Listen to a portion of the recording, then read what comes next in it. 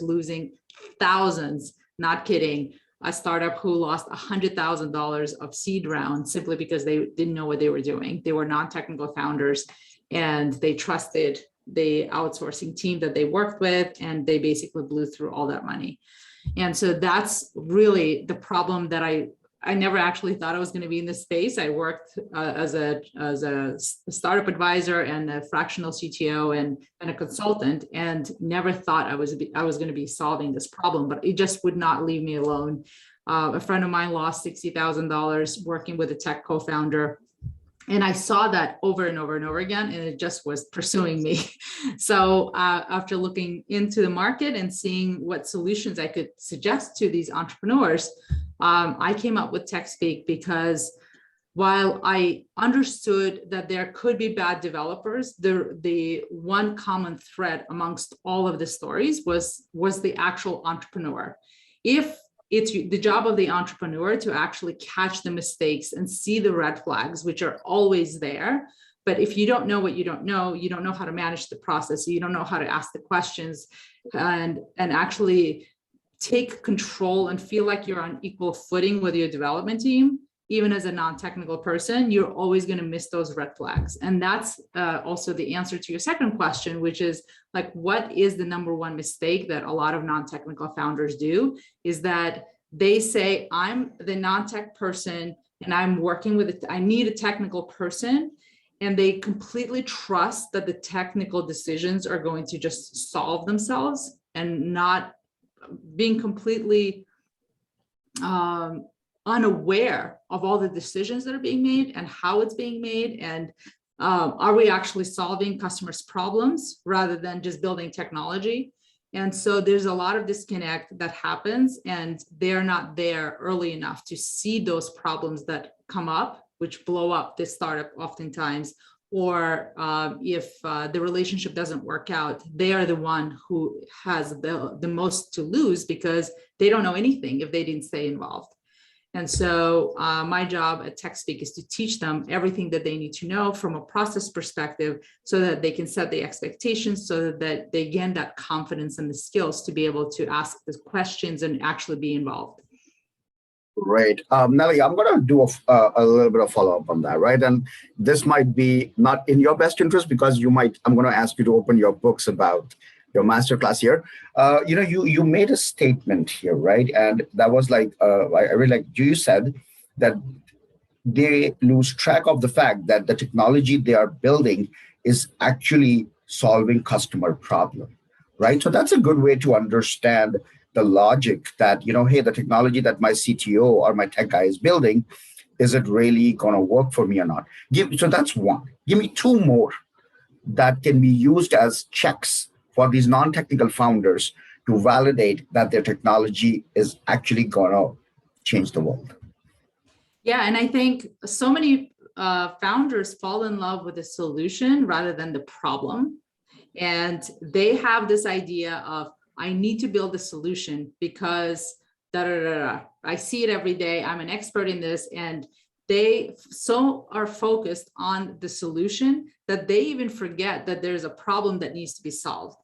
And the solution could be solving the problem because you've guessed it correctly, or it could be completely off. And so what I find, and whether you're technical or not, you're actually making this mistake as well, is that so many people build a technology and then they try to sell it and find customers and find the market for it, rather than doing all of that work up front, really understanding what specific problems we're solving, and the solutions will just come and they will reveal themselves basically, and go from there, because it also gives you the confidence that all of the time and money that you're going to be investing in this idea, that it's going to be worth it, that you're incrementally trying to adjust your path to success.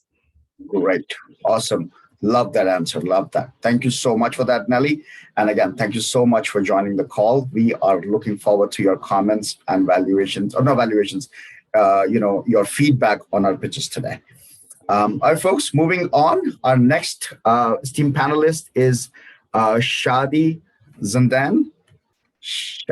Hey, Shady, how are you? Hi, it's Yazdan. Hi, I'm Yes, good. How my are bad. I you? apologize. It's okay. Not a problem. You got the So, first name right, and that's awesome. I'm just going to call you Shadi, if that's okay. That That's works? totally fine. Yeah. Wonderful, wonderful, wonderful. So, okay, I have to say it the correct way, right? Some keywords for you that describe you are 90% accuracy, you know, winning marketing strategies, exceptional results, right? And you are achieving this through your startup Predictive Eye, right? And you're also a founder at 4x startup, right? I want to focus on the Predictive Eye and these keywords here, right? To the startups that are presenting today, you know give us your thoughts on the idea of not results but exceptional results. How can a startup attain exceptional results? That's what I want to know from you, your opinion on that. Oh, that's a tough one. So to be honest, I think when you aim for exceptional results, then you're never going to get to the exceptional results. And I think as Nelly nailed it, it's all about the solution. It's all about what is the solution that you're bringing to the market. And when that solution aligns with what your end user actually wants, then that's when that success just naturally takes place and happens. So you don't really build a product and say, I'm going to be number one. You build a product because you saw that there was a need for that particular product in the market. And because of the fact that you're filling that need and you're doing it successfully and you're making some form of a change in people's lives, then it's automatically going to get you that I don't like to say the word unicorn. I'm completely against the term unicorn. I'm a huge believer in becoming a zebra. And if you want to know more about that, you should read my LinkedIn profile, because I actually wrote a whole post about why we should aim to be zebras and not unicorns. And it just naturally happens. And that product ends up, exceeding your expectations. But don't aim for perfection, because there's no such thing. So what I'm getting is it's okay to go slow, but it's important that you are hitting the problem on the head along the way every single time. Yeah, and being open to pivot. Yeah, and along the way, if you need to pivot, then you pivot. All right. I'm gonna do like a little bit of follow up on that, but folks, I'm gonna post Shadi's LinkedIn. You guys can check the post on this. Okay, so I like the idea that you have shared, and it's not a follow up question. It's just a comment that I want to make. Right? We had guys from one of the most sorted VC firms on the planet on the call, and he made a very interesting comment. And folks, everybody on the call, just be with me on this one. He said, I asked him, how do you pick and choose your startups? Like, I know there are always parameters, but there's always more to the parameters. I mean, each startup is like unique, right? I mean, it has its own idea, its own market, its own thing going on. How do you pick and choose? Like one of the first parameters that I follow, or the rules that I follow, is I don't cherish those startups that need my money. I cherish startups that actually don't need my money. You got the idea? It's like I chase their success. That's what I like. So, friends, just adding on to Shadi's comments, make yourself too desirable that money just keeps chasing you. Like turn the tables around. Instead of you chasing, let the money chase you, let the VCs chase you, let the investor chase you. And that ways, it's just going to be like the unicorns and the zebras, they're all going to fall in place for you. All right, wonderful. Thank you, Shadi. Thank you for the comment. And, we're, again, very happy that you could join the call today. Great. So, folks, last but not the least, our next sitting VC on the panel is Dr. Pawan Kumar. Hey, Pawan, how are you? I'm good, thank you. So, Pawan, I mean, you're like this, the senior voice, on the round table here. Like, you are a partner at 550 Elevate, co-founder at 3M Ventures. 20 years of experience. You worked across US, Europe, and Asia.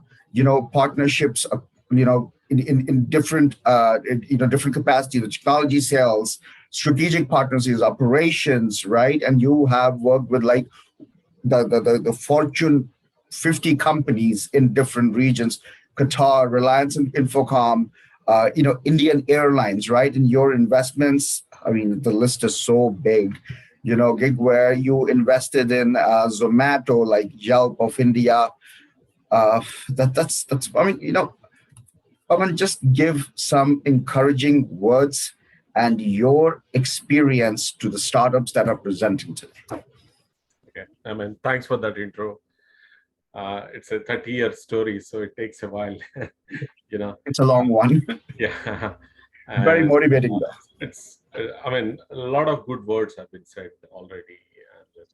I mean, very briefly about my own journey. I started when internet started, so I've been fortunate to take risk and do 2 startups, 1 exit, and another one we shut down after we made some decent money.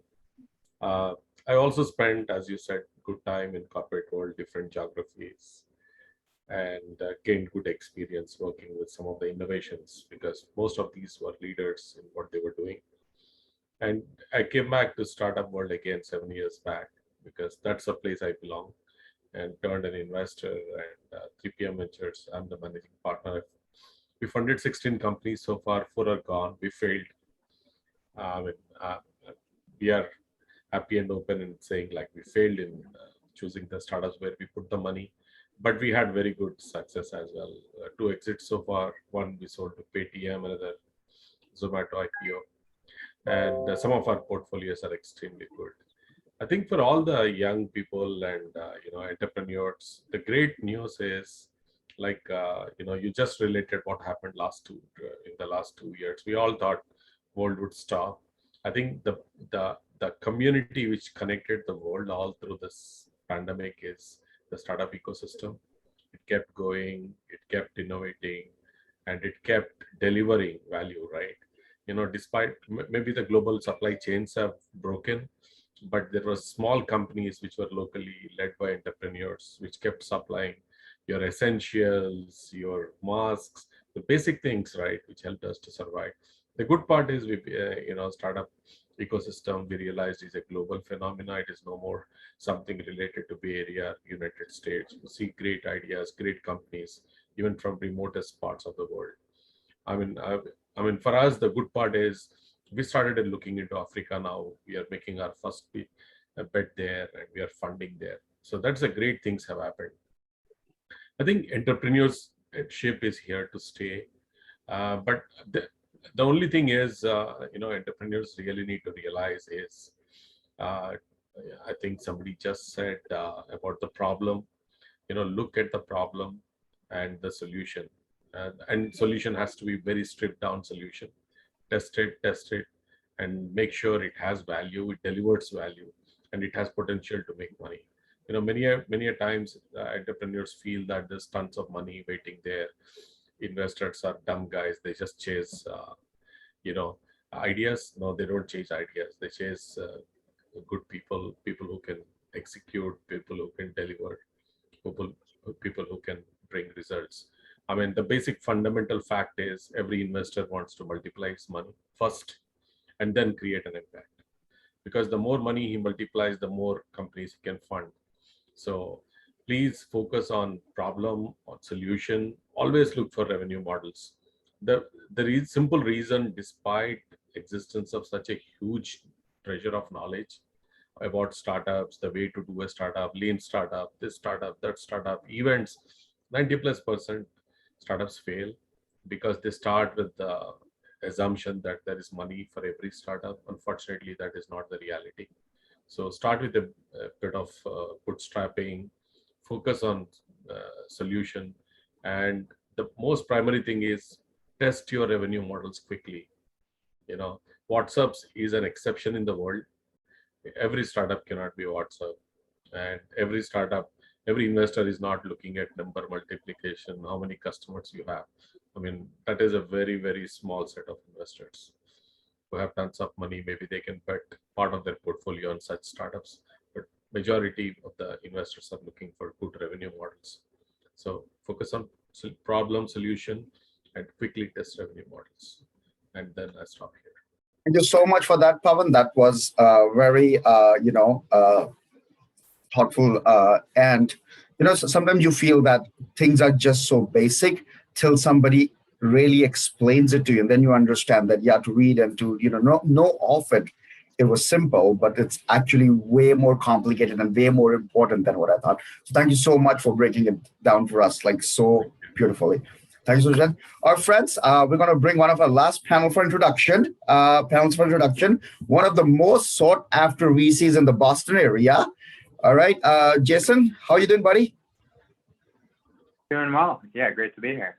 All right, dude, I'm going to start with, one of your most recent ventures. You are an author now, right? And you are sharing your success stories with people and giving them ideas about it.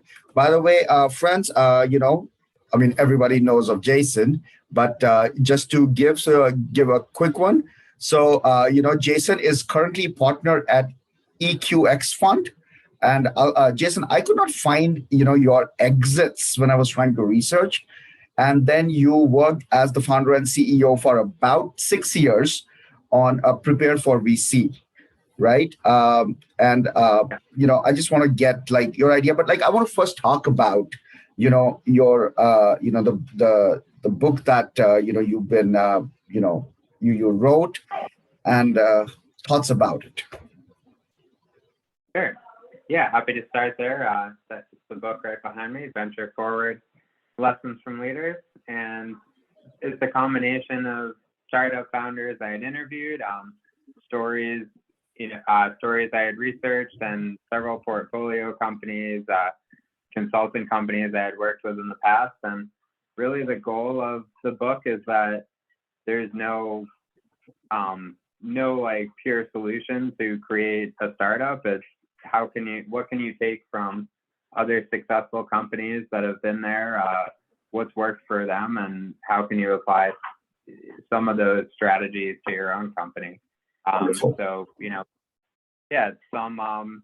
Some stories from companies, like smaller companies in the Boston area and the Midwest and other locations, and then some of the behind the scenes of like these ventures like Airbnb, how they were struggling the same way a lot of early entrepreneurs are struggling before they actually had to go out, or before they found that point where they were able to grow and scale by talking and learning from their customers. Awesome. And as a sitting VC on the panel, do you want to tell the startups that are presenting today things that they should not do? Sure. So I think what we look for, and the thesis of our fund at EQX Fund is it's all about the people. So it's about the leaders and the people that are behind the businesses. So definitely the thing to do is highlight why you have, if anybody else in the world came up with the same idea as you, why your team would be the most successful, and how you can create an amazing venture, and what you're using the capital to do to grow and scale your business.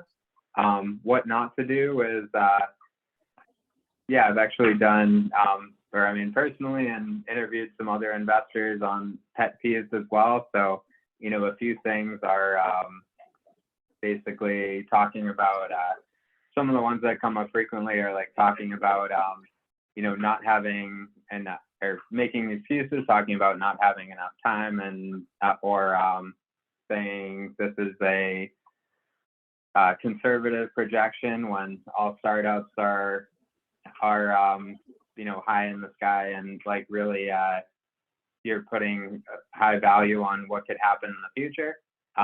There's a few things, but I'd say what you should be focused on is really giving us the reason, and the hardest question to answer is why an investor should go in right now and not wait 6 months, 12 months, a year from now to invest in your company. So if you can answer that question, then you're on a really good path. All right, great. So, folks, before we finish our intro of the panel, I'm going to quickly post the Amazon link to, the book that Jason authored. So, if your friends are interested, feel free to purchase one. Thank you so much for that, Jason. And all right, so Randy, are we ready to start the roller coaster ride? Yes. Okay. So now we're going to move into the pitch portion of the event, where a few of you have signed up to give pitches of your startups at this event. You have signed up for a specific time. So I will be timing some of the pitches, and then that same amount of time you'll get for feedback from the panelists. So if you signed up for a 3-minute pitch, you'll get 3 minutes of feedback and questions from the panelists. If it's 90 seconds, you'll get 90 seconds of feedback and questions. Just trying to move as quickly and smoothly and swiftly as possible, because we do have a lot to cover tonight and we just want to move on. So the first one we have is Priya. Priya, are you here? Priya, you're on mute, buddy. Hi, I'm here. All right, right, Priya, we are ready whenever you're ready. Hold on a second. Let me share my screen and then let me bring up the presentation. I think we signed up for 4 minutes. Am I right? Yes, Yes. correct. I will start the timer as soon as you begin. But hold on 1 second. Hold on 1 second. I need a second just to get the power. That's all. I'm getting the power. I don't want to. Just give me 1 second. Sure, take your time. No, I know it's stressful, but just relax. All good, no problem. I was all sitting here and suddenly I see the power button going off. So yeah, I'm ready. Let me share the screen. There you go. And then let me power it up, and also let me run my timer. Okay, I'm ready. All right, good luck. Thank you. So, hi everybody. My name is Priya Korapari. I'm the CEO of eMed Events. We are the global medical education marketplace. Why do we need the global medical education marketplace? The problem we are solving here is twofold. Like any marketplace, we have supply and demand. Supply is from CME, which is continuing medical education providers, are medical universities, associations, societies, medical hospitals, pharma and medical device companies. And demand is from HCPs, healthcare providers like nurses and doctors.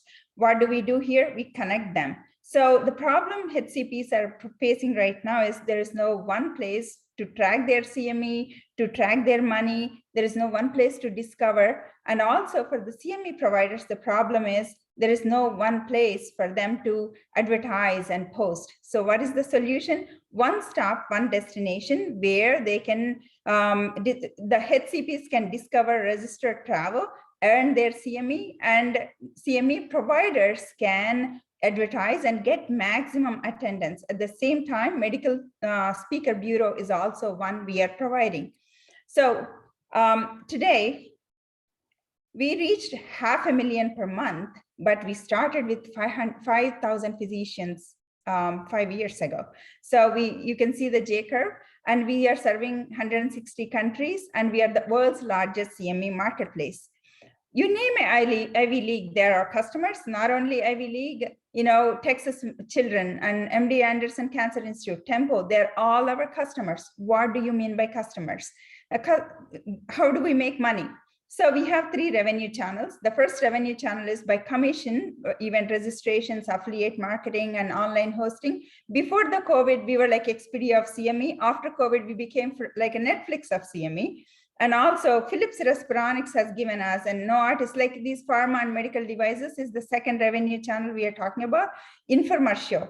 They have, Philips Respironics has given us $250,000 to create 5 webinar series.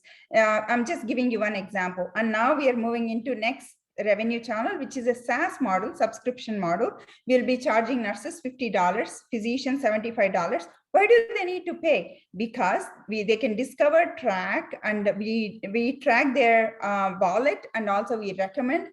So it's like a CME personal assistant just for $50 per year. for that, we are raising $2 million right now. We already have 500K hard commitment and 300K soft commitment. Rest of it, we are looking for it. And we have complete team. My name is Priya, and also, like I already introduced, I'm a Harvard grad. Kim Viho, Nick Nugent, and Narayan Reddy. We have Harvard grads and also very, very strong, experienced people. And we have team in India.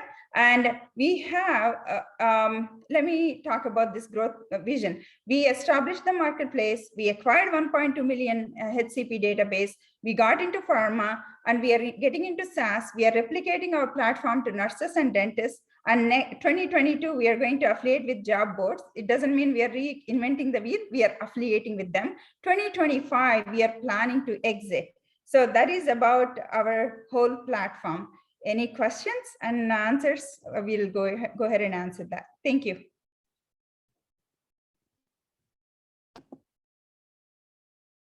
Am I too fast, or did it? I did it. Wow. Wow. Priya, 20 seconds to spare. you have 10 heads up, like 10 thumbs up from my side. I loved it. All right, panel, let's hear it. I mean, what do we have for Priya? Good, bad, fantastic, everything is welcome. Sorry, I put the alarm for 7 minutes. Sorry, 4 minutes. Now it's going off. Go ahead. Can you explain the format? Do we just jump in, or is there like, how do we do this? So Nelly, I'm kind of keeping the floor open for just the panel right now. It could be Q&A with the presenter, or just positive, like whatever feedback, positive, negative, neutral, whatever. Nelly, could you ask a question again, please? Sure. No, I was just not sure about the format, and just the very quick thoughts. I loved what all of this information that you shared, and I felt a little bit overwhelmed at the same time. You were speaking very fast, and so I felt like I had to keep up with you, and I'm looking at your slides and there's a lot to read. And so I would just simplify that and pace yourself better. That's my biggest feedback, but obviously you have a great business. You talked about the team, you talked about all of your accomplishments. I like how you thought about what you're going to be using the money for and the future, but it was just too much for me to keep up with. I just didn't know where to focus. I agree with that. I kind of, when I was practicing myself, I'm like, man, 60, like Pawan said, Dr. Pawan said, 30 years journey, he needs to put it into 1 minute. Like 5-year journey, how are we going to put it into 4 minutes?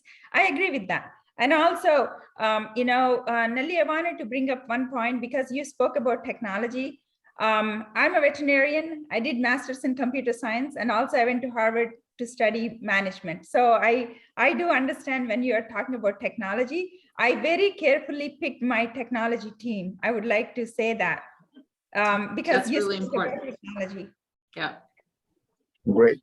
Awesome. Great feedback. Yeah, I just wanted to chime in here. Again, great job.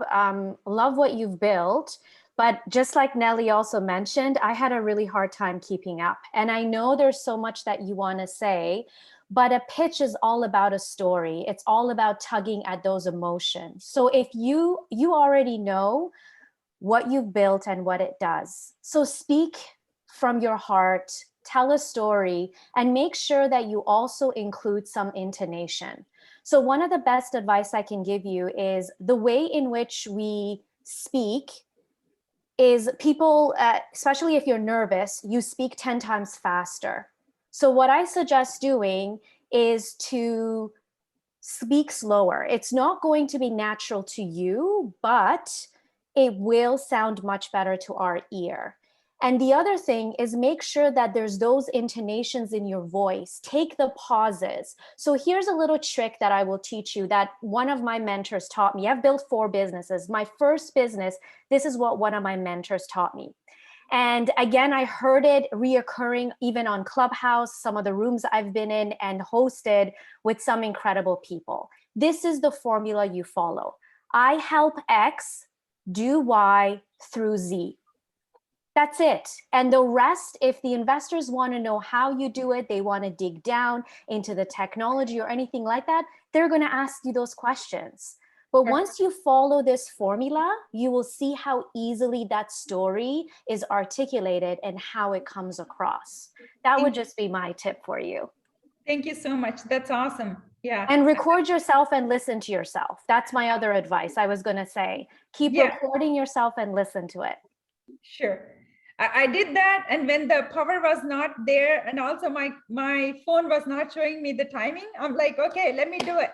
So, and also I have one more point, for Dr. Pawan. So the thing is, we did check all our revenue channels. We have POC done for each and every revenue channel. When he was talking, I was like, really like that. Go ahead. It seems you have a question for me. Here is the thing, right? This forum is an opportunity for you to listen.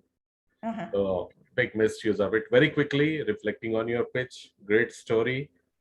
You know, every pitch is an opportunity to throw a hook. As Shadi just said, you need to get people interested.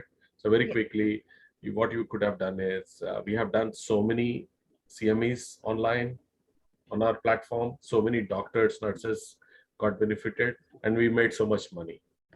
That's enough. Those 4 or 5 numbers are enough to get somebody interested to get the next meeting, right? Nothing happens in one meeting. So you just need to use it as a opening so that people get interested and you go on to the next ones.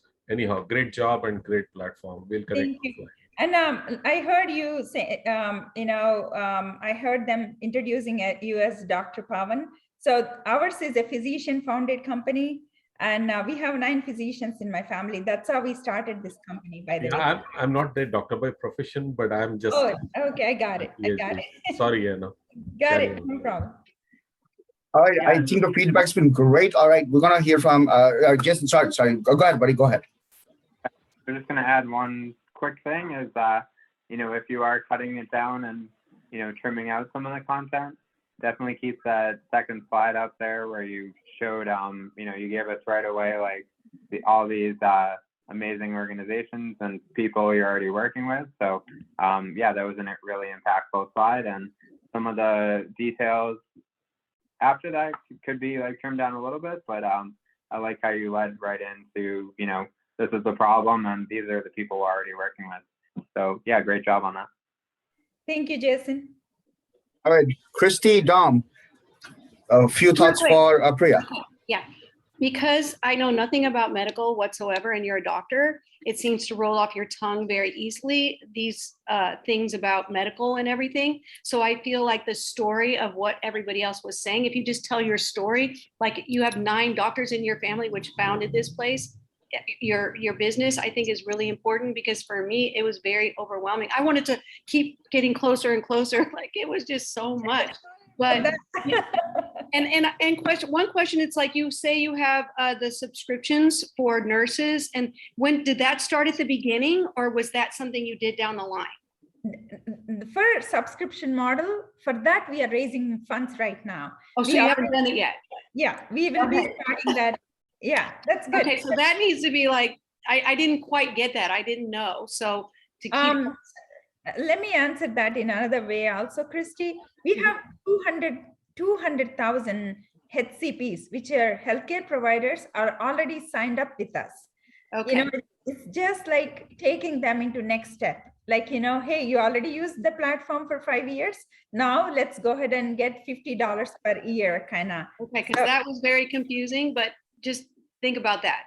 I think the story is so important, because that could be down the road, like as a next level to me. You got it right now, right? You understood I do get it now. Yes, thank you. Folks, I think with that, Priya, I'm afraid, but the time's up. Buddy, I love that you're smiling through all this. It can be, pretty, one can get very nervous. I get nervous sometimes too, right? But I'll tell you one thing, what you have done, I could not do it, right? So I was not nervous. I was just not, I can't see my time. That is why I was doing a little faster and made Shadi and, Christy, a little bit, but I'm glad they all got the main point and main story. I'm so grateful for that. Thank you. Awesome. Well, good luck with your future endeavors. And, thank you for being with us here today. Awesome. All right, friends, moving on. Do we have Phil Cotmel on the call? Phil? All right, we would have to come back to Phil later. Ron Ford, how well? Ron Ford, do we have you on the call? Yep, Ronford's here. Awesome, wonderful. Randy, can we have access for Ron? Awesome. Okay, great. So, Randy, you want to repeat the rules? Yep. So here it says you signed up for a 90-second pitch. So I will time you for 90 seconds, and then you'll get around 90 seconds to 2 minutes of feedback from the panel. And I will begin the timer whenever you are ready to begin. Okay, I'll share my screen and we'll start.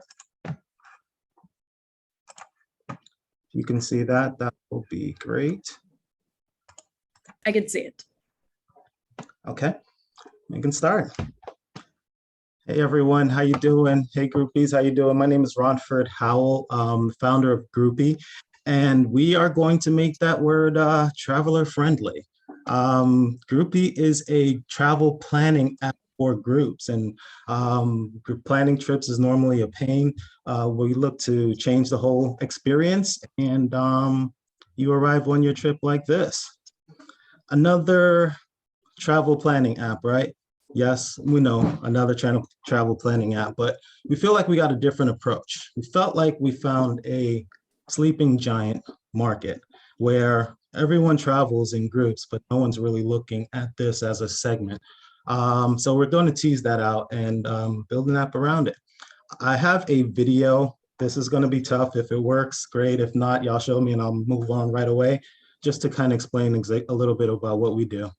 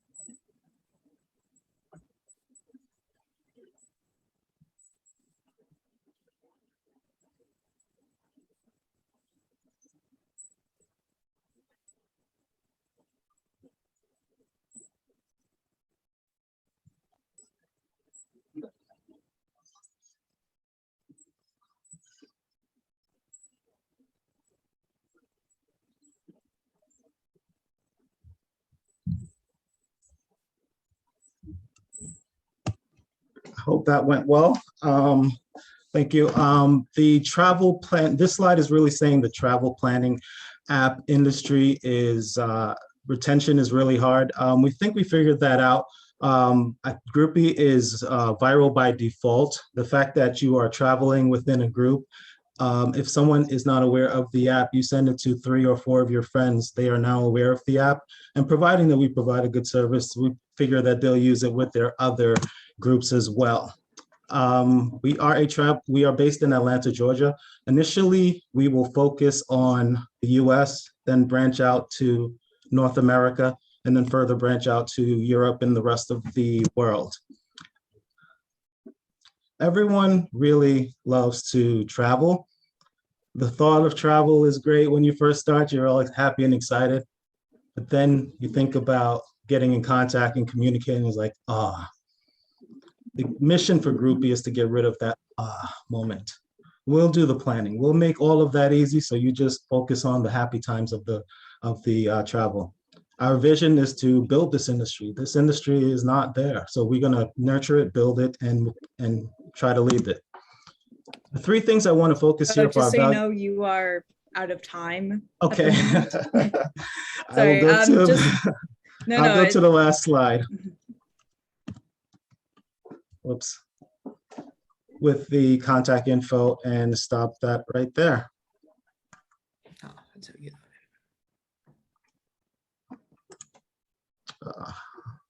How do you stop sharing? Oh, there we go. There. Awesome, awesome, great. Good presentation, man. Engaging. My two comments. Great idea. I love the name. But let's hear from the experts. All right, panel. What we have for Ron?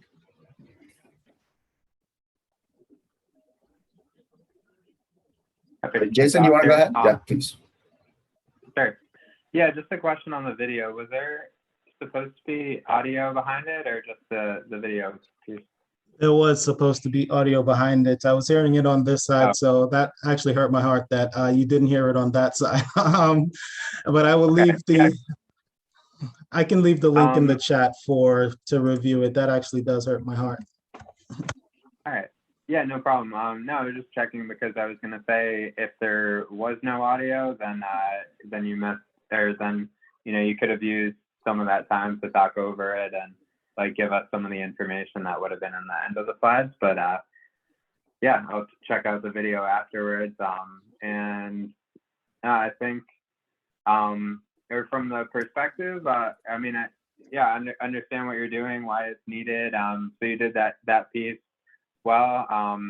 The piece I'd like to hear a little bit more is like, and this might have been part of the video, is just a specific story or example of somebody that doesn't have any solution right now and would be a perfect user for your app. But yeah, that's my feedback. Looking forward to hearing what the other panelists have as well. Yes, this is my absolute first time talking to people about this, so this is good to know that the video don't work. I do have a presentation without the video as well, so I should have went with that one. When you screen share, you have to click a specific option that says video was found. So it'll work in Zoom. It's just try to practice on another Zoom. And yeah, there's a couple buttons you have to click to be able to do that. Okay, will do. Great, awesome. Can we, Christy, can we hear from you about it? Like your comments for Ron Ford. Sure. I think it's kind of cool, but my situation is it just people getting together to go on a thing? Are you planning whatever they do when they get there? So, and the video explained this as well, and I'm so sorry about this, but the idea is to have everything in one, from booking your reservation, and this is for groups, people that are not living together in 3 or more. You can reserve a space. We are integrated with VRBO. We're putting that together now. You can communicate. There's an internal chat. You can do the payments, so you don't have to bother anyone for payments. You can share there's a group gallery where you could share images, so everyone will have the same vision of the trip. And there is a share a location where you can share your location with everyone else on that trip. And everything is integrated into per trip, per bubble. So you can have multiple trips, multiple bubbles, and people will never see the information in different ones. So the video, I didn't do that. So this wasn't a good start. We'll get better from here. Hey, that's the idea. Yeah, that's the idea. I'm sorry, Christy, go ahead. You gotta get it out so you know what you need to do, right? Right. Yeah. Awesome. We have time for one more question, so I'm going to bring up, I'm going to ask Pawan. So Pawan, what Ron Ford can do more or less to have VCs like yourself write that big fact check? Yeah. So I think the most important thing for every founder to practice is a elevator pitch. Very quickly, that's the most important story about your startup. It works every time and everywhere. Yeah. I mean, I know you have amazing visuals. I mean, very impressive. I think I'm sure you guys have very good stuff out there, and it's a great space group. It is a real problem. I'm sure you guys have something to solve that. But just you need to respond to situations what you just went through.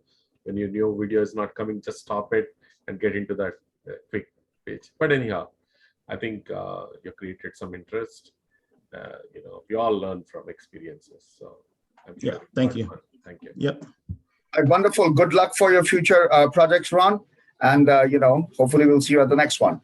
Awesome. All right, friends, moving on. Our next presenter today is Velon Hwafa. Velon, you on the call, sir? Yeah, I'm here. Just sharing my screen here. second. Awesome. Vilan, let us know when you're ready. You signed up for 90-second pitch. And Randy, you got the timer. You want me to time? Got it. You can see my screen, right? Yes, we can. Yes. Great. Hi, everybody. I'm Balan, the founder of BHMX. These days, everybody's shopping online, especially during the COVID times. And the way retailers, they drive sales and increase revenues by providing discounts and having like promotion days. But what happens in the back end is that they also lose revenue by providing so many discounts. This is why at BHMX, we believe that on top of these discounts, we can also drive sales without providing monetary incentives or discounts. And that by combining behavioral science and AI in a way that we track what the user do, what they want to buy next, and then we show specific nudges or messages in order to help them out and make the right purchase decision.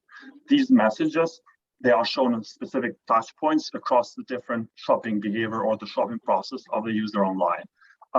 Such messages can be like, for example, bestseller, but it's really important to use AI because AI knows where to show these so that it has the maximum impact on the user and on the user decision. How this is usually integrated into an online store, we provide a JavaScript link to the customer, to the retailer in this case. The retailer integrates it, and then they have access to a dashboard where they could see basically the overall results. The way we charge is we do through like profit sharing. We get an uplift or a percentage of the uplift generated through BHMX. Right now, we have a traction of 80K monthly recurring revenue as of July. And we are basically raising seed fund for basically building a sales team so we can go into the market and onboard more customers. The team is right now, we are like 2 founders, me and Tilo, and we have also like another 10 people who are basically engineers. So that's basically from my side. Thank you. Great. Right on time, man. Good job with that. All right. Opening the floor to the panel for questions and comments. Hey, Ratan, do you mind if I ask a question on that? Go for it. So you have, it's interesting. Basically, the end product then is what, Val? The end product is for both for the retailer and for the users who use this online store of the retailer. So for the users, the end product are these specific nudges or messages like bestseller, for example, or good job, you did the right decision, or you're saving this much amount of money. And for the online store is this dashboard here where they could see the results from the game. Can I pause you for a second? What is that called for you guys? Do you guys call that something?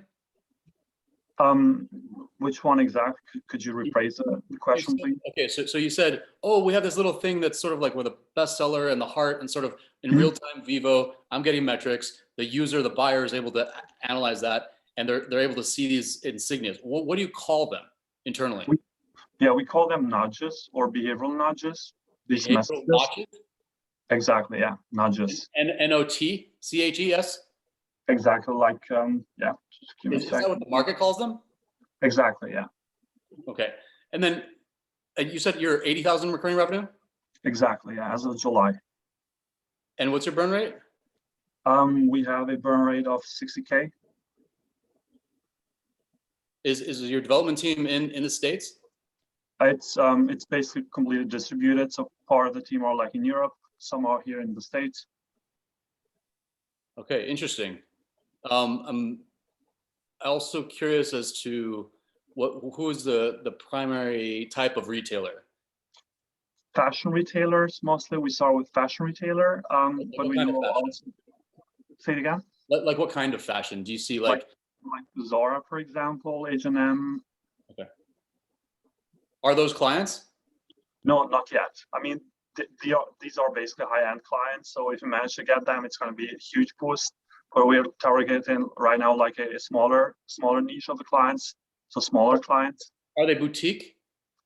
Yeah, usually, yeah. Fashion stores, fashion online stores. Great. Thank you, Ratan, and thank you, Valan. Interesting. Tom, is that something that you think is your cup of tea? I think there's an opportunity there, Valan, to brand and separate yourself from the market slightly I know that you have competitors, but I am curious what your advantage is, and if you can separate yourself, and if you can make a dent in the market to make sure that you guys are respected for your technology. Exactly. So that's also the whole idea of raising the seed fund, besides building a sales team internally. But why 350? Say it again. Why 350? It seems like. No, it's the 350K was like the pre-seed, or the 350 is like the 350 is what we raised so far. Annual. Okay.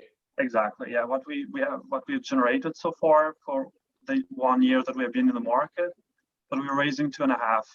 2.5 million? Exactly. Yeah. Okay. Interesting. Thank you. No further questions. Great. Okay, we have time for one more. I'm going to just keep the floor open. Anybody wants to jump in?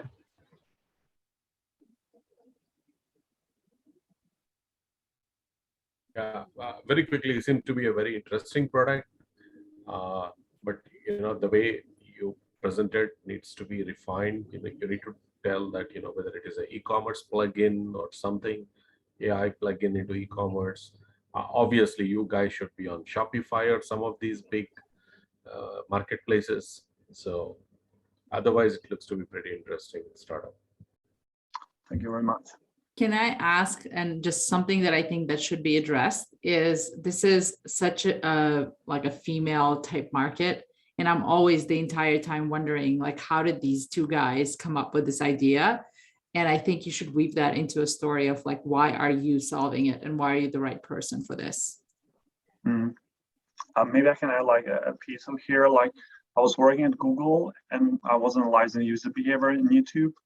And my co-founder, he was doing a PhD in behavioral science and online stores. And then we met like in a startup event. He was telling me about what he's doing at his PhD, and he wanted to open a consultancy agency for that. And then I suggested that we should go for a SaaS platform because we could scale this and also collect the data and get the data, which is basically what happened. So then we quit our jobs basically the very next day and we started this project. So that's basically how it started. Yeah, I would leverage that story, and you guys have impressive backgrounds, and I would lead with that as well. Cool. Thank you very much. Awesome. Milan, overall, a very great feedback, dude. You got some work to do there, but congratulations on an awesome product. You're already, you're seeing great cash flow come in. So, keep up the good work, and we'll see you on the Forbes list soon. Awesome. All right, moving on, friends. We're gonna I'm gonna increase the speed a little bit. We're the time is limited, and we got some great presentations to cover. All right, our next presenter, Brandon Hannerfield. Brandon, you get me on the call? Can you guys hear me? Yes, we can. All right, sir, we're ready whenever you're ready. Seems like you signed up for a 3-minute pitch. Yeah, if I had known there was more than a 3-minute pitch, I actually would have extended it. But 3 minutes the max I saw. All right, so let's see here. I think I got the screen share working. Can you guys see my screen? Yes, we can. All right, so my name is Brandon. I'm the CFO of Smart Payment Solutions. I have a partner out in Massachusetts. And we are in the payment technology industry. We also do point of sale systems. And we're looking to go independent and develop our own system. And I'm not very good at naming things, so right now I'm just calling it Project POS. My primary focus right now is going to be on the restaurant industry. And there's a lot of issues facing the POS industry at the moment. Many companies have very old hardware, but very expensive. The average station cost, for instance, for one POS station can range from $2,500 to $6,000. A lot of aging hardware is not PCI compliant. That's payment card industry. There's a data security standard for that, and they can't take the European Visa MasterCards, so chip cards. Also, a lot of the companies out there right now, they have pretty poor customer service, actually, because they're using third-party resellers. Resellers choose the hardware, which then resell it to the merchants, which leads to poor system training and the hardware being out of date and needing expensive software license upgrades. Another major issue here is the payment processing of a point of sale system communicating with each other. Usually when there's one issue with the payment gateway, which would be from a processor, the processor says it's a POS company, the POS company says it's a processor. And another major thing which is wrong with the industry right now is the lack of cash discounting and surcharging capabilities. This is something which has been taken off since 2017 and has changed the payment processing industry completely. I'll cover that in the next couple of slides. And right now, another issue facing the industry is a lack of new technology implementation. There's a lack of QR payments, QR menus, tableside ordering, which has become massively necessary with COVID. Directly integrated online ordering and third-party delivery platforms like Grubhub and Uber Eats and DoorDash. Most systems cannot do this. And they don't have remote system access because most of them are running on Windows. The solutions I have here is we're actually going to be building a SaaS platform. We're going to provide the hardware at absolutely no upfront cost to the business. And what we're going to take out of this is the payment processing. We're going to bring tech support in-house, same with customer service. And the overall goal is to make it 24/7.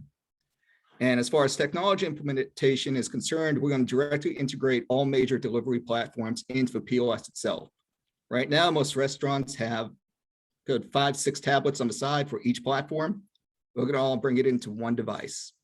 And right now, where most companies charge for online ordering and QR payments, we're going to offer that for free.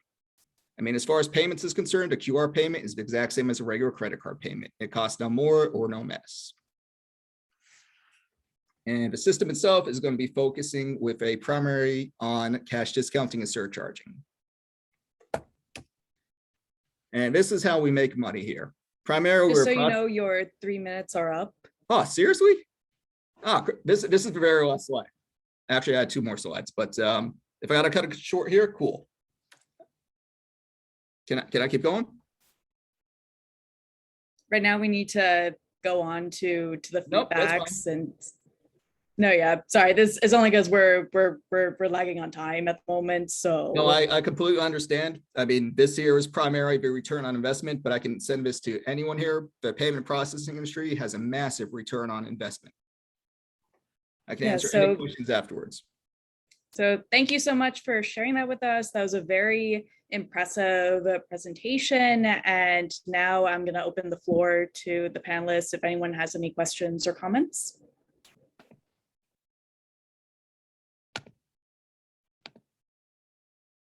Nothing, huh? Okay. Sure. Yeah, that's a question. So you have, or if I understand this correctly, you have a current payment processing company, and now you're developing this second product in the restaurant industry. Is that correct? Well, if I'm to be honest with you, right now I currently sell for another company. And since they've gone public, they've become exceedingly hard to deal with. And I'm currently making enough where I've decided we'll just go independent and make our own company here. I mean, I've been doing this for about 10 years. I've been selling point of sale systems to the restaurant industry forever, like a third of my life. I know the ins and outs. I know exactly what they need. I know how the software needs to operate, the user interface, everything that they need. Currently, I'm funding this project myself, but I'm looking for investors here. Yeah, no, that's exactly what I was looking for. So I think that would be a great way, like, you know, if your partner has that experience too, like, kick off the presentation with, you guys have strong backgrounds, you're experts in the space. And then, you know, we know like what led to creating, obviously there's a lot of POS systems out there. You know, you highlighted some of the problems with the other ones in the restaurant industry right now. But yeah, if you kicked off with your background and why you're an expert to create this new technology platform, you know, that would make the presentation even better. Yeah, I mean, the ROI is massive on this here. It requires minimum investments. I was actually on the slide when I got cut off here, but I can send this to anyone who needs it afterwards. So I'll jump in here. Just in general, Excuse me, I'm sorry, Nelly, and then you can go. I just have a short comment. Yeah. Brandon, be cautious about when you're pitching to a group this large. There's about 30 people on here. Try and be as respectful as possible. You were not cut off. You ran over time. You have to be careful, and I know it's frustrating. So I feel you, and you'll just get better and better at this, and it'll feel a lot easier over time. But I if I was there, I'd cheer you on. I just take it casually, almost, right? Like almost just let it go. You'll get better. Gotcha, Dom. Good luck, Brandon. Yeah, so Brandon, I just wanted to make a quick comment about, I think there is a problem here with storytelling as well. Your energy was low. The way that the intonations, I feel like, could be punched up and just make it. I don't know if somebody's talking over me or if somebody unmuted by accident, but it's hard for me to speak. Okay, so I want you to focus on actually practicing how you speak and how you tell your story and engaging the user a little bit more, because I felt like I was coming in and out and I had a hard time focusing on what you were saying. And if you work on that, I mean, that part of practicing with the pitch and pacing and even timing, right? Making sure that you don't run out of time is actually recording yourself. A lot of the feedback that we've had so far is really important to make sure that you can continue to keep the interest. And it's so much tougher when you can't see the audience, right? We're all like on a screen and you can't feel the connection. But that's why it's like so much tougher to pitch virtually than in person, because you can't see that reaction from people and if they're disconnecting. So I would encourage you to practice a little bit more and focus on maybe telling a story of how this works. Okay. All right, great. So folks, I just got a message from one of our last presenters, Stephen. Stephen, he had to leave. So we'll try to include him in the next presentation. But the next presenter, Shady Sundan. Shady, we have you on the call? Yes, I'm here. Wonderful. Welcome, Shady. Hey, Brandon, can you remove or stop sharing screen? I don't know if this is I thought it did. There we go. Is it gone? Yes. We're all good. Okay, so Shady, you have the floor. Let us know when we can start the timer. Okay, I will share my screen.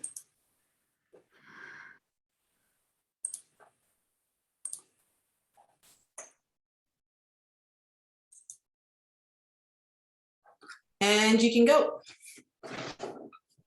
You can start. Wonderful. Go ahead, please. Hi, everyone. My name is Shelley. Nice to meet you. I will be pitching today Purpose-Driven Travel. Purpose-Driven Travel is a for-profit social enterprise focused on providing the 77+ million volunteers in North America with a new and improved way to raise money for their charity of choice and be rewarded with free travel, utilizing our state-of-the-art app and platform. Right now, the challenge that the industry is facing, the charity industries, is that volunteers are not receiving any rewards. They work tirelessly and effortlessly for their charity of choice with little recognition or reward. Secondly, there is no transparency or very little transparency. The model is basically broken, and most persons, when they're given, they have no idea where the money is going and the impact that's being made. And as a result, people are given less, making it even harder for these volunteers to raise the funds needed to support these charities. How does PDT work? PDT sells subscriptions, or one of the things that we do is sell subscriptions on our platform and our app. These volunteers give the subscription access to their donor network. And each subscription is $39.70, which provides 30 healthy, non-GMO organic meals to a child in need throughout North America. $2 of this $39.70 goes to the charity of the volunteer's choice. 50 cents goes to volunteers' travel rewards, and 25 cents goes to our collaboration partners, which are the volunteer organizations that we work with. PDT only holds back $1.25 per child fed. Our burn rate of $125,000 per month at the end of when we're fully launched would be covered by feeding 100,000 children. Sorry. Our first year projection is to get 1,000 volunteers signed in 2022. Each volunteer feeds 100 children through their donation network. That would be 1 million children fed on a monthly basis, which would generate $24 million annually for the charities of their choice and $6 million annually in travel rewards. PDT projects that its sales by year 4 will be feeding 5 million children monthly, which would generate $10 million monthly in income for the participating charities and 2.5 million in monthly travel rewards for the volunteers. Also to state that we chose 1,000 volunteers initially for our first year, and we intend to have 10,000 volunteers, which is only 0.1% of the entire North American base of volunteers.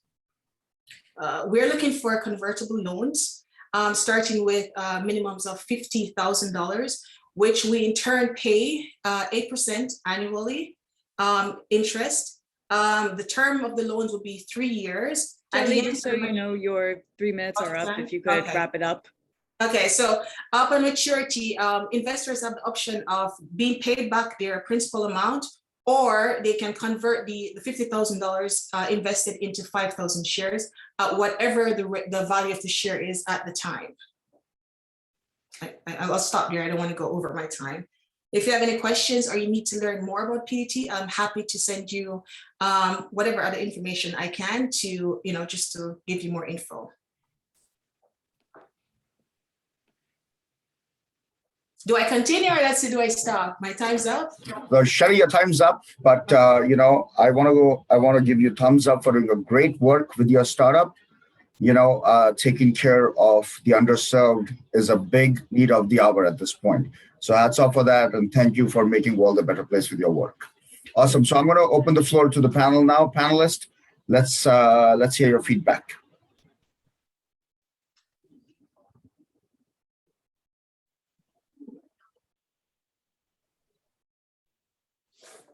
Okay, Nelly, you wanna share your thoughts? Sure. I loved the pace of this pitch. It was so much easier to digest. I love how clearly you communicated. So those are all great things for everyone here to learn. The presentation was very clear. The pace was good. So I really resonated and understood what was working and how it worked.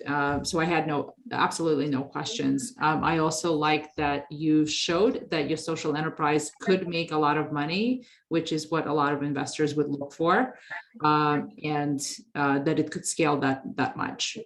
So those are all, I don't have any other negative feedback for you. Thank you. Great feedback. All right, Shadi, let's hear what you have to say about Shadi's work. Yeah, the storyline was very good. And I think that's kind of the reoccurring theme tonight. When you start a pitch, I really want to hear the whole, this is who I am and this is what I do and here's my story. I still feel like that's missing, but I feel that Shelley, your speed was so great. I 100% agree with Nelly. I was actually able to keep up without feeling overwhelmed. And the other thing I have to say is your slides were also really good in walking me through what you were actually saying, which made a huge difference. And when you are going in front of an investor, the way that you outlined how much you're raising, why you're raising, and what you're going to be doing with that money, I think was dead on, really, really well done, articulating the message right away. So bravo to you. And I think that would be a really good model for others to use as well as they are updating their pitch and thinking about areas that they need to improve. But I cannot stress enough on the importance of having that one-liner, I help X do Y through Z, is so crucial, and then get into that story. Remember, you're talking to people at the end of the day, so that emotional factor tugging at their heart is going to be a matter of you getting that check signed or not.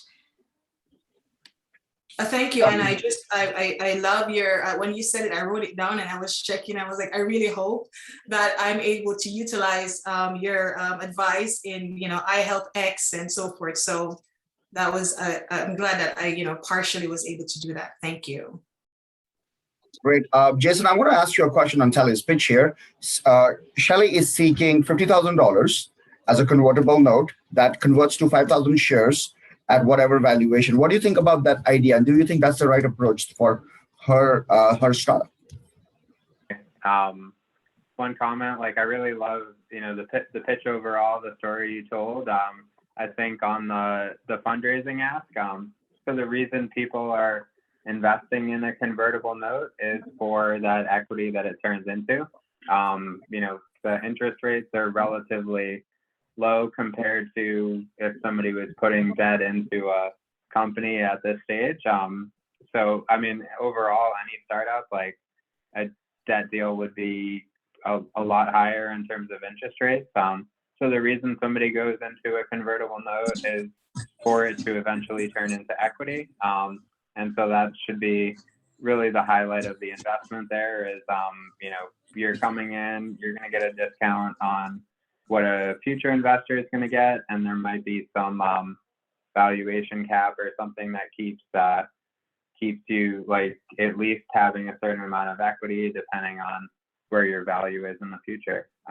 But yeah, I think the pitch went really well overall. And and just, a convertible note's a good model to sort of get people, especially if there is a next venture round coming in, having an incentive to come in earlier and before you can really prove out what that valuation turns into. Yeah, so thank you for that. And so that also was in the presentation, was a little bit further down, but we do estimate, we're saying in our evaluation that by the end of 2023, with those 5,000 shares could potentially be worth 3 million in comparison to the 50,000 that is invested. So that was further down, but thank you. Right. Yeah, just so the typical conversion is either at that point, like either if it lasts 3 years or if you've raised $1 million or whatever minimum you set, it'll also convert at that time as well. Yes, thank you. Gretchen, can I just add one quick tip here for everybody? Please. Yes. Quick thing. There's a lot of misconception about a way in which a pitch is done. You've got a lot of the information in your appendix. The whole point of the pitch is it's the carrot to get the investors excited. You don't have to go in so much detail. All you have to do is get them excited with your story, who you are and why you. That's it. That's all you got to do. Then they're going to ask you the questions about how much you want to raise. What are you going to do with the money? All those other detailed information and how your technology works. All of that they're going to ask you. That's when you bring up those appendix, those slides that you already have ready. And that shows that you know what you're talking about. So and I know a lot of people today had a hard time staying within the time frame because you were all trying to jam everything in. But that's not what you do when you're pitching. Remember, you are trying to get their mouth wet and get them excited. That's all you're doing. Think of it like flirting. I look at everything like the dating world. You want to get them excited so they ask for your number. That's the goal of the pitch. And I just wanted to leave you guys with that because it's going to be completely change the dynamic of the way in which those investors write the check. Great feedback. Thank you so much for that, Shadi. Pawan, I'm going to ask you one thing. Would you like Shelley to be in touch with you? In other words, is Shelley's startup something that you would like to invest in?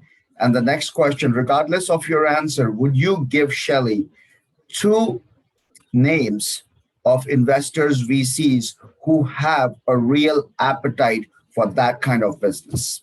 She's running a nonprofit and I want to really push it forward. Right. So very quickly, one thing which really would have added huge value is to say how many children really go without food today in the US. That would have been very striking number. 1 out of 6. Right. So if you had put that number saying 50 million children every day don't get food or sleep without food, and we are going to, over the next year, we are going to provide 2 million of them. That's a huge striking number, and it's a hook. Okay. Yeah, I mean, just to answer your question, Ratan, yeah, definitely. We would connect offline, and I would definitely, I want to listen to her again and see how we can help her. Yeah.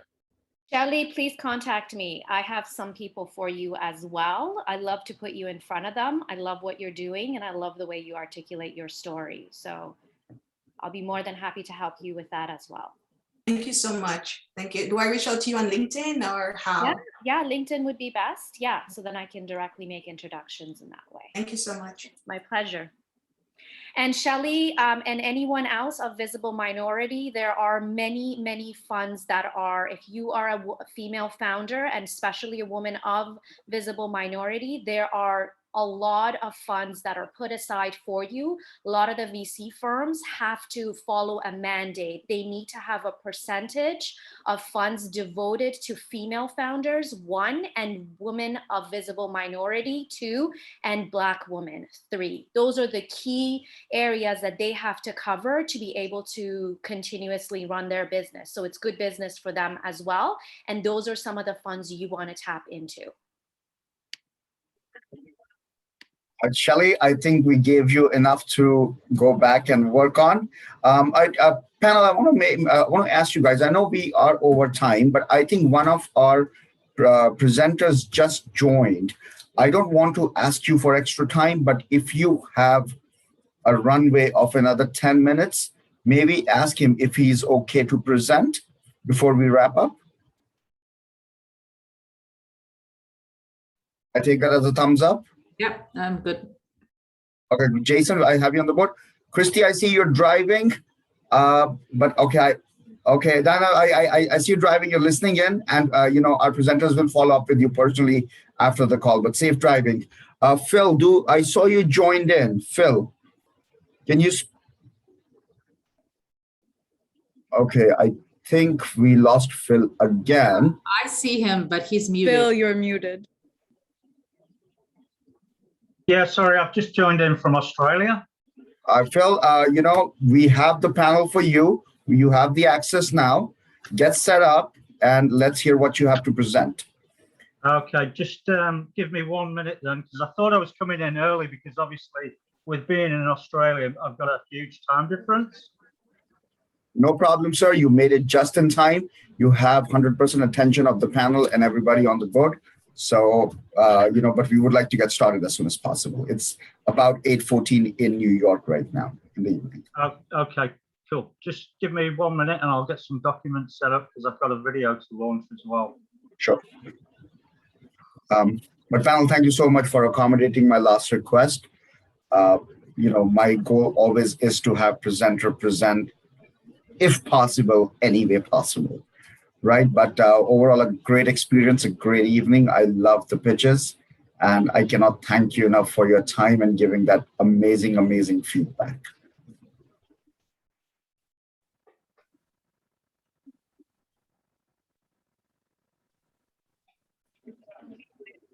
Okay, yeah, I should be ready to go now. So you want a screen share?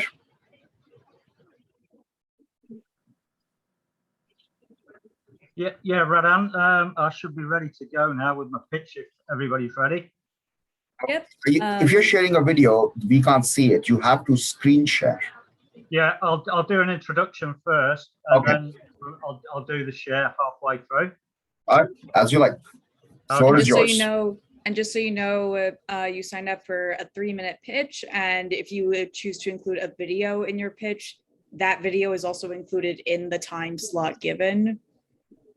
Yeah, that's fine. Yeah, I've accounted for that. All right, so I will start the timer whenever you begin. Okay. Hello and welcome everyone watching, and a special thank you to Christy, Shady, Nelly, and Dominic. My name is Phil Cartmell, and my business is VR Creative Solutions. VR Creative Solutions evolved back in 2011.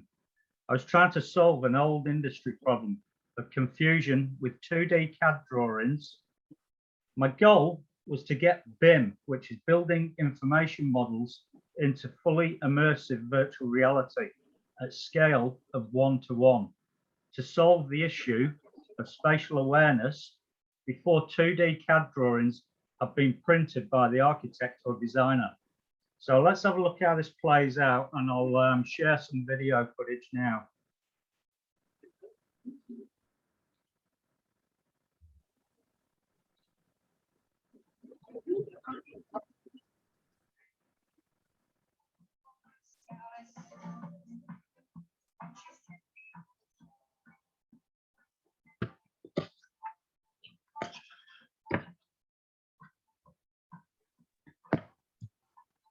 Or is anybody else hearing sound? It seems again like we don't have any sound. Yeah, I don't hear sound. You might want to rethink the video. Maybe you can talk over the video because we can't hear the sound. Yeah, sorry about that. Yeah, so what you're seeing is, are you getting the script coming up in the video as well? Yes. Yep. So what you're seeing is a BIM model fully immersed into virtual reality, where people from around the world have teleported into the fully immersive VR. So the icon that you can see, Alice, she could be in New York, I could be in Australia. We've got live voice chat between us. So we get a fully spatial awareness of the size of that building.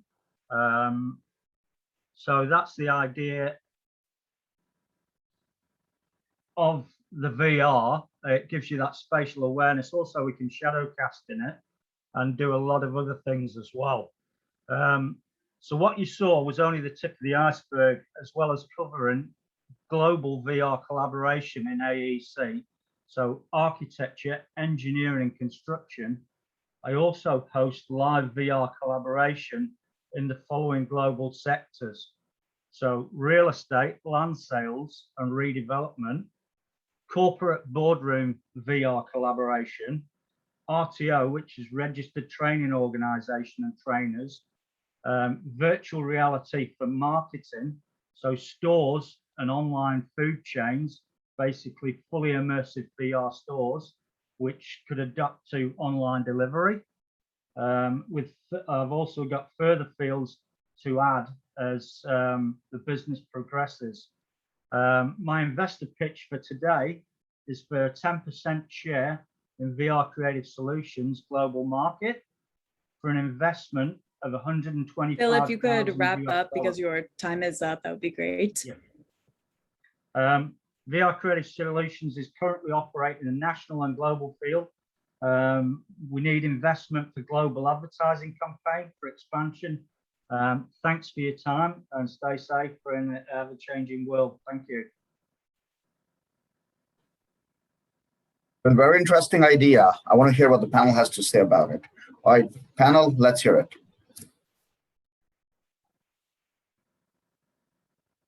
Jason, you want to go first? Sure.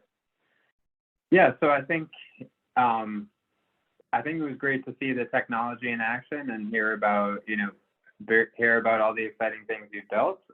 What I would have liked to hear more about in the pitch would be the use, or you touched on some industries, but like some more specific use cases of, why a real estate developer needs this, why a virtual grocery store is needed, like depending on, who the main customers and buyers are, what their pain points are right now that can be solved through virtual reality. So yeah, no, I think like we really got to see the tech and that part was nailed down. Just want to hear a little bit more about the business and customer side of it. Yeah, sure, Jason. I can answer them questions now, or I can put them in an email, whichever you wish. Do we have time for a quick response? Phil, why don't you prepare them? And Jason, would you be okay if Phil presented to you later?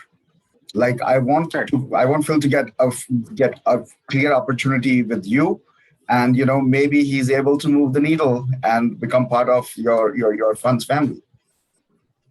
All right, that sounds good. Thank you so much, Phil. Why don't you reach out to Jason after the call, and buddy, be prepared. I got you a private meeting there. Excellent. Well done. Thank you. I look forward to that, Jason. And Nelly, Shadi, can we have some words of wisdom from you guys?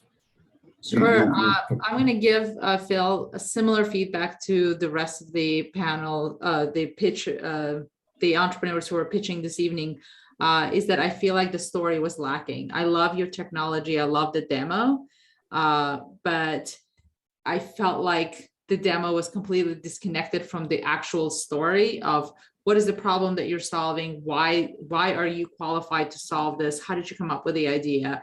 All of those things are really important to make me care. But I love the technology part, and the demo was great. You should be, as a presenter, should be prepared for all eventualities. And so if you see that there's no sound, you need to jump in and start to explain what's happening in the video, and doing all of that stuff. So focus on the story and telling the complete story. And I think the pitch is going to be great. Cool. Thank you. Great. Hi. Pavan, Shadi, any comments? Okay, go ahead, Shadi. No, I was just going to say, I honestly cannot add any more to what Nelly said. She beautifully articulated exactly the theme that we see throughout the night. So I second that. Thank you. Phil, are you the tech guy who built this? Yeah, basically, I've been behind this over a decade now. So I've been involved back when virtual reality was basically, you couldn't buy it off the shelf. It was only R&D programs. I got involved with the manufacturer of a headset on an R&D program, and did a development kit, and basically evolved this whole system over a decade.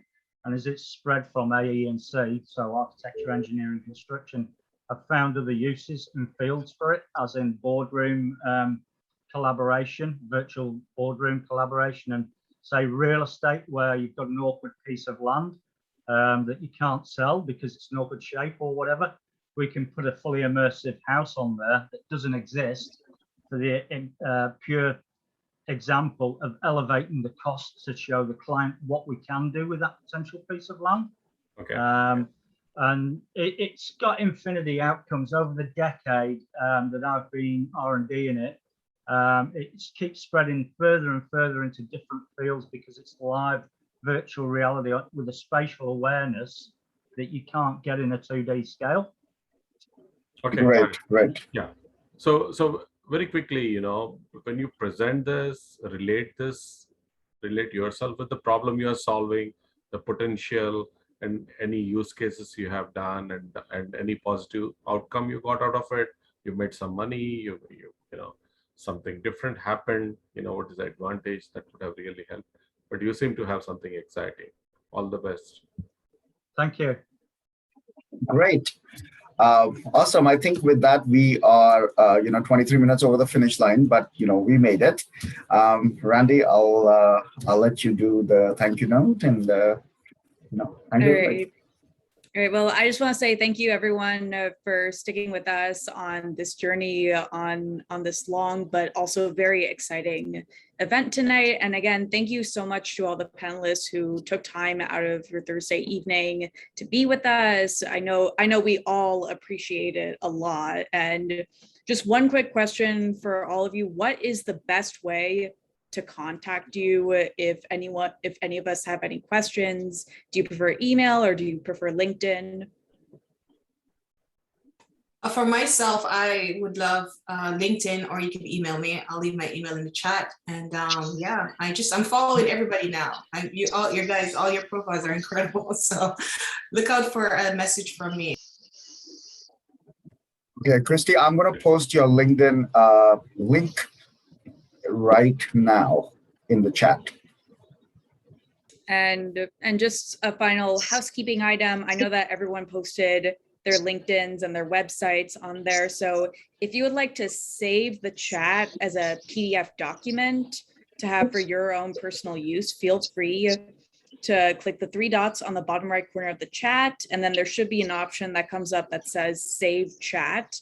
And then it automatically saves it to your desktop. So if you want to look back at any of those websites or links or comments, this meeting has also been recorded the entire time. So if any of the fellow people who pitched tonight that wanna look back on this for any comments or anything, we will be emailing this recording within 48 hours of the event. So feel free to look back on it for any feedback that you might think is helpful. And one last thing, just please stay safe out there. Please keep washing your hands. Don't touch your face. Please wear a mask over the nose and mouth. No, I am not being political. I'm just trying to keep everyone safe and alive out there in the world. So please, please, please do your part to end the spread of the coronavirus. And thank you very much. Thank you, Randy. And can I just ask one question as towards Jason? Can I contact him via LinkedIn? Yeah, that'd be great. Yeah, I'll do that.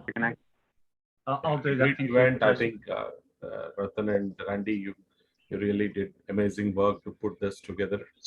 You got some great startups from across the world, Australia, right? Across the continent. So great job and great pitches. I already left my LinkedIn, so I'm happy to connect and listen to any founder once again and give some feedback. So thank you. Okay. Great. All right, guys. I'm going to say good night. Take care. And we'll see you at the next party. Thank you. It was wonderful. I learned so much myself. So thank you and the panel and everybody that pitched. You always learn from just hearing and listening to everybody. It makes you better. Thank you. Great. All right. Good night, everybody. Bye. Good night. All right. Thank you. Good night.